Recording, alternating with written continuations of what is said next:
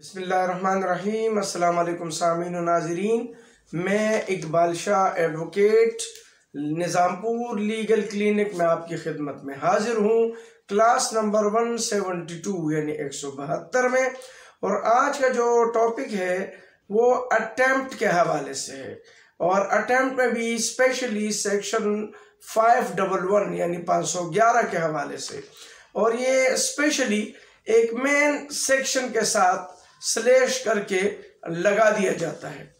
अब हम इसको पहले अटेम्प्ट को डिफाइन करेंगे, फिर सेक्शन 511 को, और फिर इसकी नीड और इसकी लीगल रिक्वायरमेंट पर डिस्कशन करेंगे कि आया ये अलग से कोई सेक्शन है या ये कोई दूसरे सेक्शन पर डिपेंड करता है, और अगर मेन सेक्शन प्रूव नहीं होता है तो फिर सेक्शन 511 किस तरह वो होगा, एप्लीकेबल होगा, या 511 अलग से एप्लीकेबल होता है, मेन सेक्शन अलग होता है, अटेम्प्ट खुद क्या है। ये एक कंट्रोवर्सी है और इसको यानी हर जज हो या वकील हो या जो भी लॉ से रिलेटेड हो वो अपने तौर पर एक्सप्लेन करता है। अब ये अपने तौर पर एक्सप्लेनेशन ही कुछ से मसाइल पैदा हो जाते हैं। हम देखते हैं कि लीगली हम इसको कैसे एक्सप्लेन करते हैं, इसमें मुख्तलिफ कोर्ट्स ने, जजेस ने इसको कैसे एक्सप्लेन किया, सुप्रीम कोर्ट के क्या राय है इस पे, जजेस ने क्या क्या, और सेक्शन बेसिकली कहता क्या है, अटेम्प्ट की तारीफ कैसी की गई है, फिर 511 क्या कहता है और इसके जो इलस्ट्रेशन है वो क्या है। तो इसको समझते हैं आज 511 को। लेकिन 511 से पहले हम अटेम्प्ट को पढ़ते हैं कि अटेम्प्ट है क्या, फिर हम चलते हैं आगे। अब ये article 67 of digest of criminal law by the Stephen, ये एक आर्टिकल 67 है digest of criminal law by Stephen. ये उसने अटेम्प्ट को इस तरह रीड किया है, an attempt to commit a crime is an act done with intent to commit that crime, the forming part of a series of acts which would constitute its actual commission if it were not interrupted। क्या जबरदस्त explain किया है, क्या जबरदस्त बोला है। मैं read करता हूं इसको, और ये कहते हैं, और इसी के साथ मजीद एक और भी पढ़ना हूं। In the American and English encyclopaedia of law volume 3 page 250, ये भी क्या कहते हैं, attempt is defined as under. In the American and English encyclopaedia of law volume 3 page 250, attempt is defined as under an act done in part execution of a criminal design amounting to more than preparation but falling short of actual commission and possessing except for failure to consummate all the elements of the substantive crime. In other words, an attempt consists in the intent to commit a crime combined with the doing of some act adopted but falling short of its actual commission. It may consequently be defined as that which, if not prevented, would be resulted in the full consummation of the act attempted. It is the direct movement towards the commission of offense after the preparation is made। सबसे पहले इन चीज को जानने से पहले मैं 4 ingredients आपके सामने रखता हूं कि किसी भी क्रिमिनल एक्ट के 4 इंग्रेडिएंट्स होते हैं। पहला इंटेंशन यानी इरादा, दिल में कोई भी क्रिमिनल एक्ट करने से पहले दिल में एक इरादा होता है कि मैंने ये काम करना है। वो इरादे 2 किस्म के होते हैं, एक गिल्टी इंटेंशन और एक गुड फेथ, यानी एक बुरी नीयत से, एक अच्छी नीयत से तो कोई भी काम करो वो क्राइम नहीं होगा। लेकिन ये जो गिल्टी इंटेंशन है जिसे मेंसरिया बोलते हैं, ये सबसे पहले इंटेंशन ये देखा जाएगा कि अगर वो गिल्टी इंटेंशन फर्स्ट, दूसरा स्टेप है प्रिपरेशन, यानी उसके बाद फिर वो तैयारी पकड़ता है बंदा, फिर उसके बाद अटेम्प्ट है, फिर वो उसके बाद कोशिश करता है उसी काम को करने का, और थर्ड एकम्प्लिशमेंट फिर उसको मुकम्मल करता है। ये ज़हन में रखें, हर क्रिमिनल एक्ट 4 स्टेजेस पे होता है। इंटेंशन, इंटेंशन के मैंने आपको काइंड्स बता दिए, यानी गिल्टी इंटेंशन, मेंस रे जिसे बोलते हैं, फिर प्रिपरेशन, अटेम्प्ट और एकम्प्लिशमेंट। अब याद रखें कि किसी भी जो क्राइम, जो एक्ट है क्रिमिनल में, इसमें जो पहले 2 हैं, इंटेंट और प्रिपरेशन, लायबल नहीं है, इस पे कोई सजा नहीं है। अगर कोई दिल में नियत करता है, कुछ करता नहीं है, तो लाजमी बात है इस पे कोई पकड़ नहीं। इसी तरह अगर वो कोई तैयारी भी करता है लेकिन आगे जाकर कोई अटेम्प्ट नहीं करता तो भी नहीं। लेकिन अगर एक बंदा अटेम्प्ट करता है और उसके बाद नाकाम होता है तो उस पर भी वो पकड़ में आ सकता है, और एक मुकम्मल कर लेते तो लाजमी बात है वो तो एक्ट कर ही जाता है।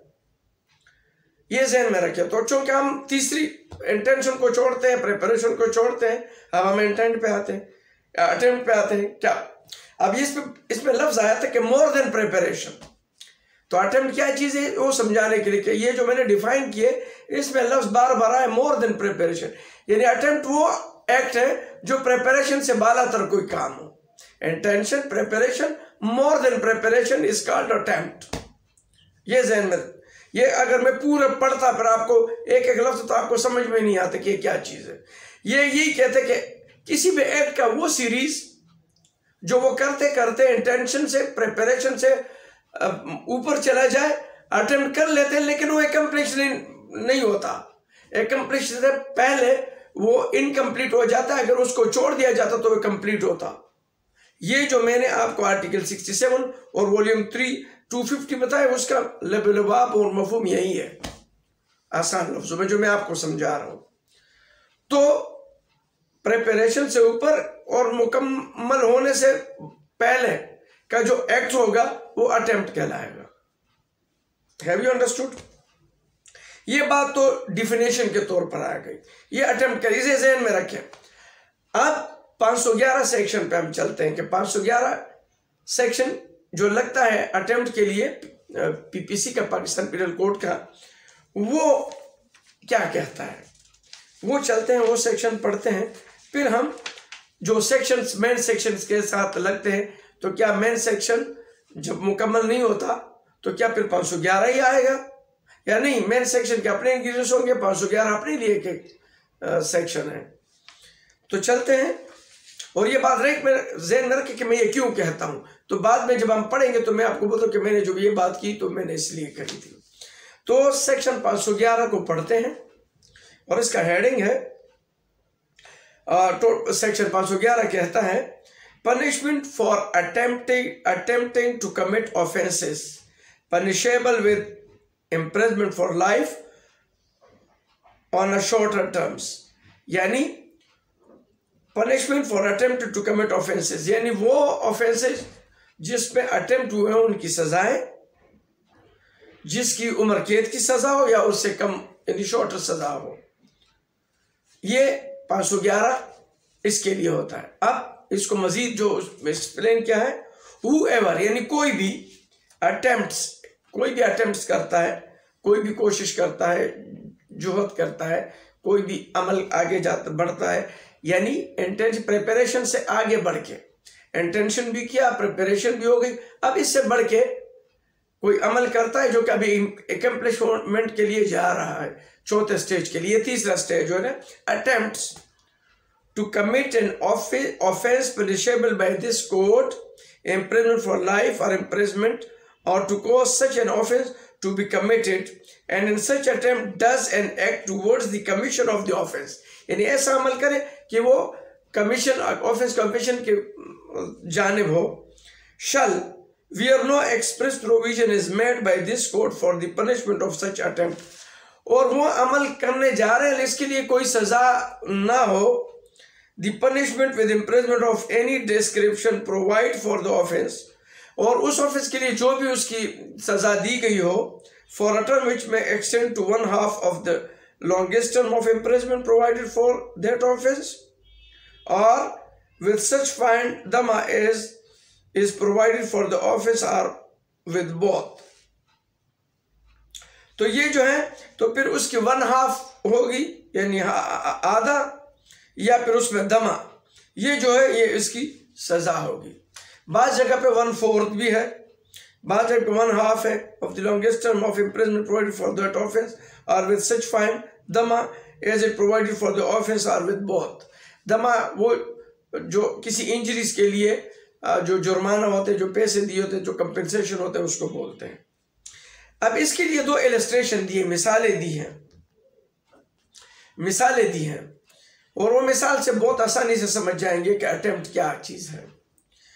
और फिर मैं 2 सेक्शन बता दूंगा जो मेरे तजुर्बे में आए, सेक्शनों में आए हैं और उस पर सजाई हुई है। तो फिर कोर्ट उसने उस पर क्या रद्द-ए-अमल दिया है।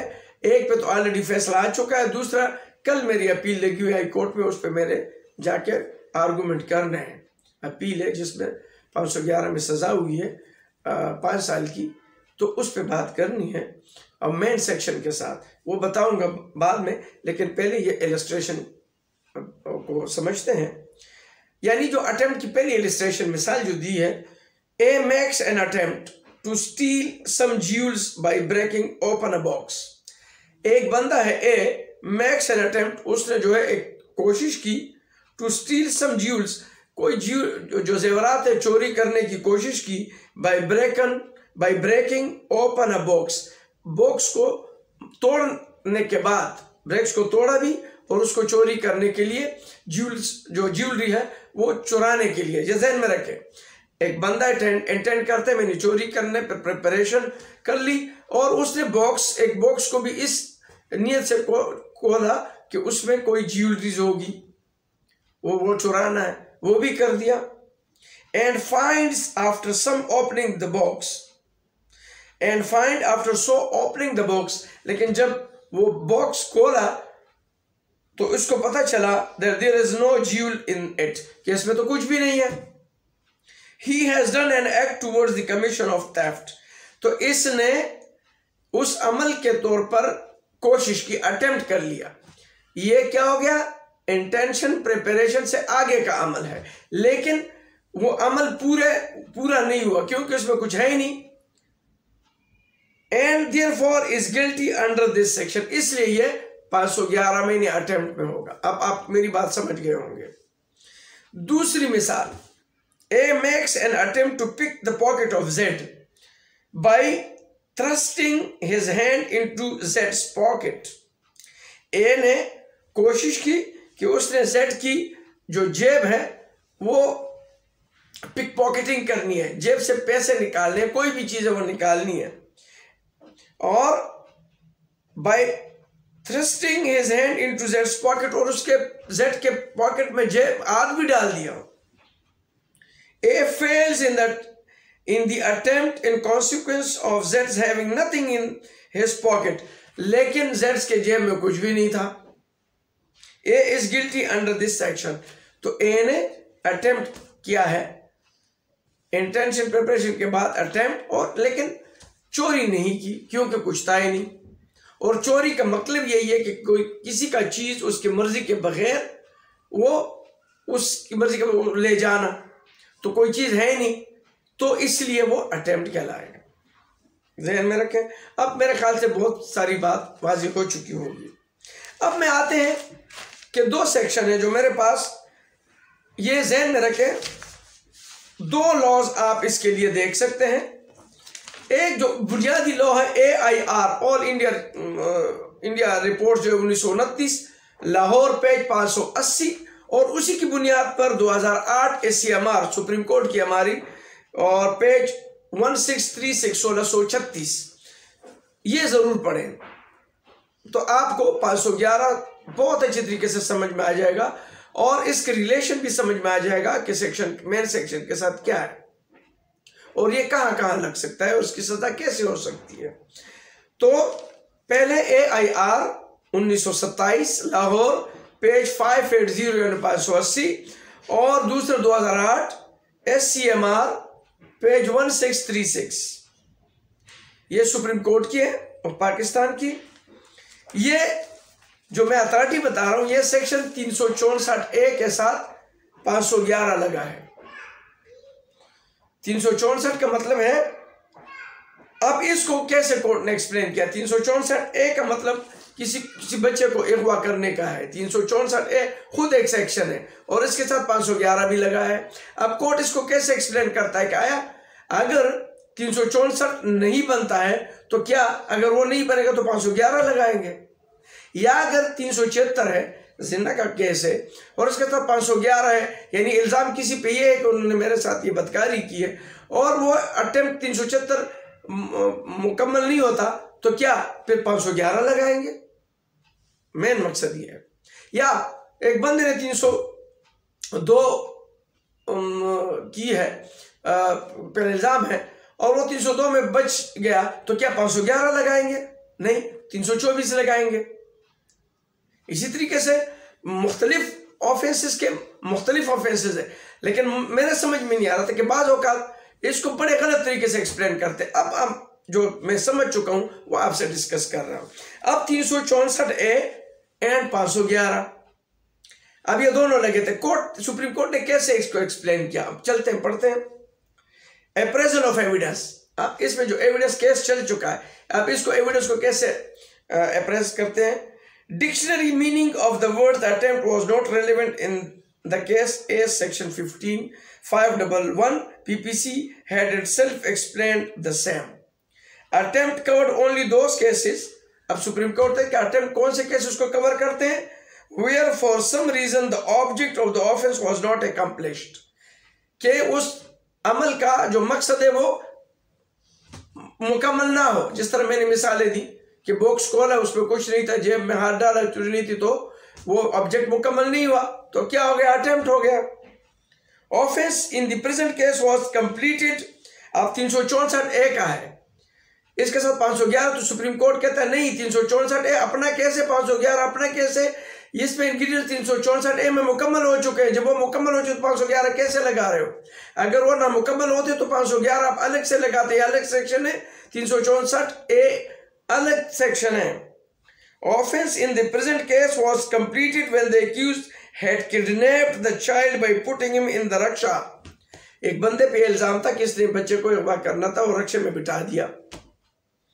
After having wrapped him in the cloth, और कपड़ों में भी उसको छुपाया था, लपेटा था। Accused was caught red-handed on the spot after hue and cry raised by the Raksha driver. जब रक्षा ड्राइवर ने शोर शराबा किया तो वो मौके पे पकड़ा गया और वो बच्चा बच गया। ठीक है, अब क्या हुआ, charge under section 364A PPC was proved. अब जो चार्ज है उस पर 364A का जो है वो प्रूव्ड है on record on sound prosecution evidence, और जो एविडेंस है उसके मुताबिक 364 कर गया है।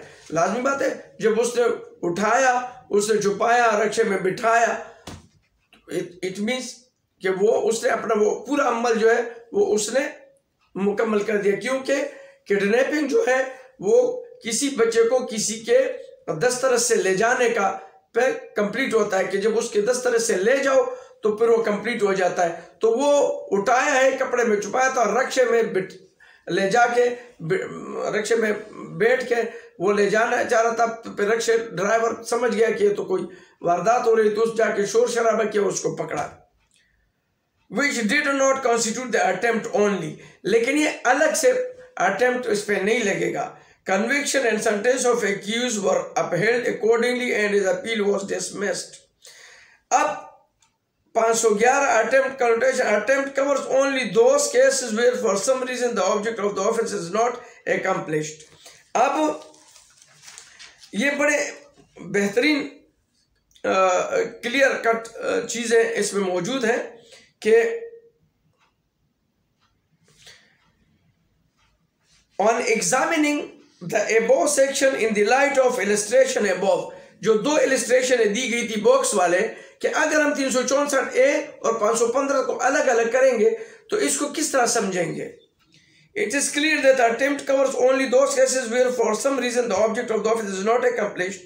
In the instance case, the offense was completed when the appellant had kidnapped the son of Molvi so and so by putting the child in rickshaw after putting bag.